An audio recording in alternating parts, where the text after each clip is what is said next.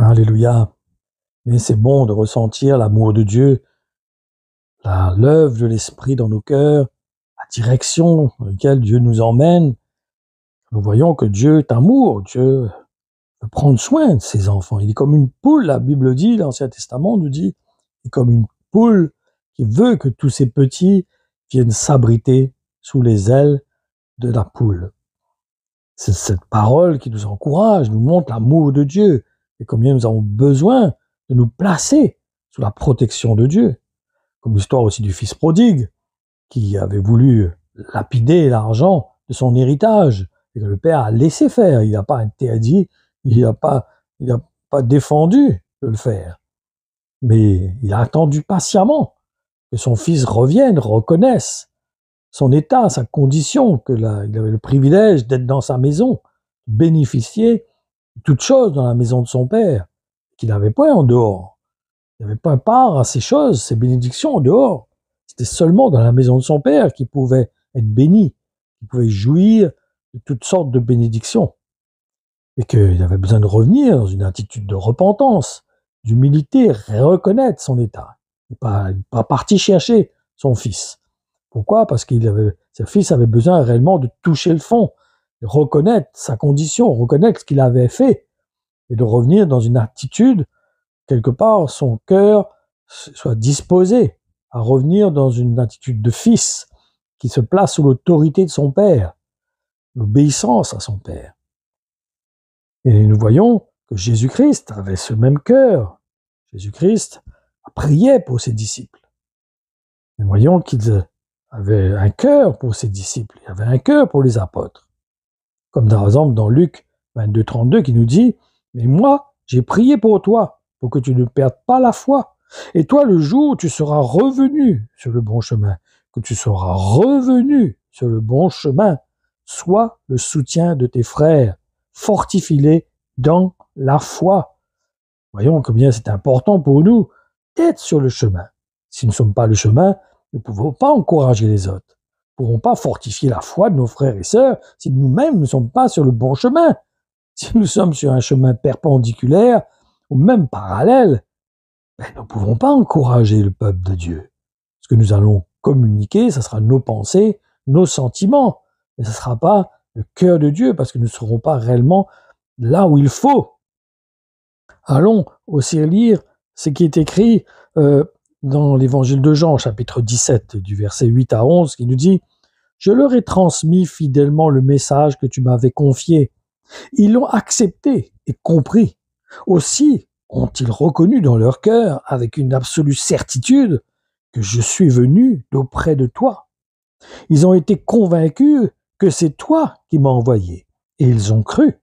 Je te prie pour eux, je ne te prie pas pour le reste des hommes, pour ceux que tu m'as confiés parce qu'ils t'appartiennent. Car tout ce qui est à moi t'appartient, comme tout ce qui est à toi m'appartient.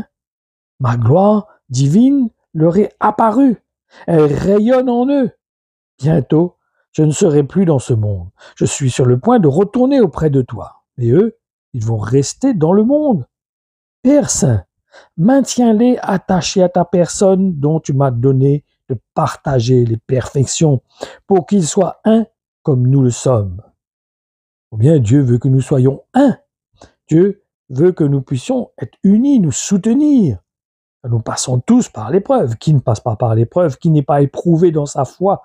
Qui n'est pas chahuté dans son esprit, dans son âme, pour se détourner du chemin, pour prendre un chemin parallèle, pour éviter de prendre sa croix, pour éviter de mourir à nous-mêmes. Tous, nous faisons face à cela. Personne ne peut dire que lui, tout est OK, tout est nickel, il est sur le chemin de la croix, il arrive à mourir à lui-même, sans difficulté, sans obstacle, sans des fois s'arrêter ou se décourager. Non, tous, nous passons par le découragement, nous tous, nous passons des fois même par des moments où nous, quelque part, nous arrêtons, nous faisons même dos, nous donnons notre dos, nous tournons le dos, à l'Esprit de Dieu, à ce chemin. Des fois, nous restons sur ce chemin, mais nous stoppons sur le chemin.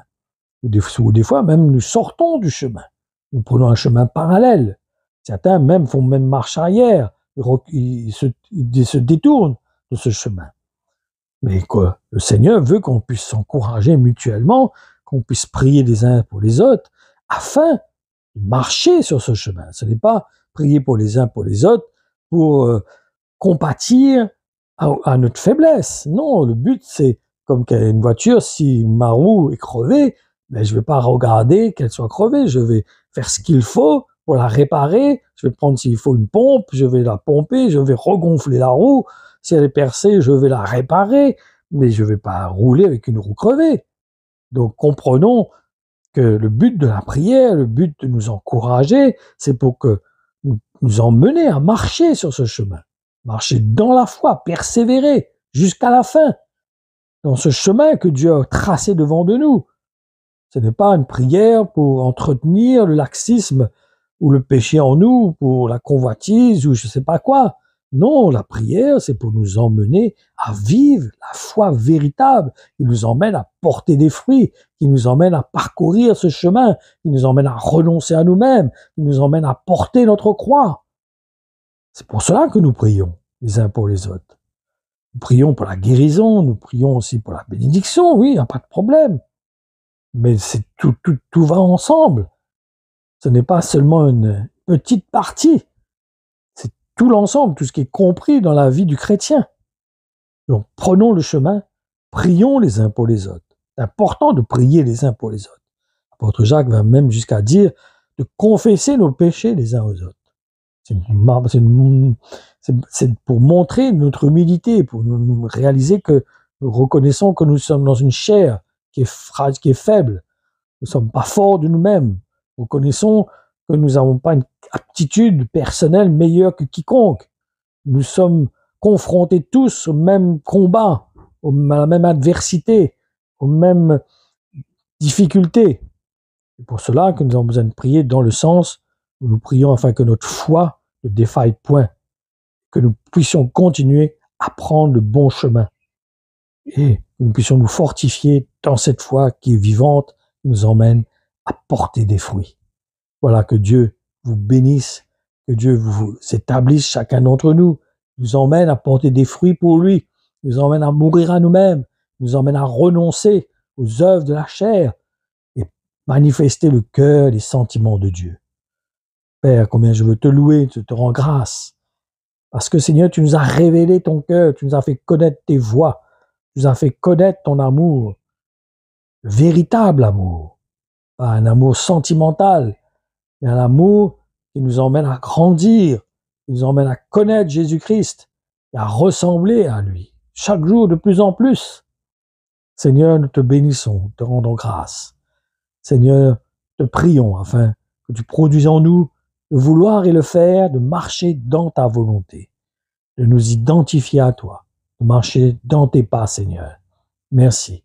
Je te rends grâce, Père, pour ce nom que tu nous as donné, pour l'esprit que tu as fait habiter en nous, Seigneur, qui est possible parce que Jésus-Christ, ton Fils unique, a donné sa vie pour nous. À toi toute la gloire, Père, au nom de Jésus. Amen.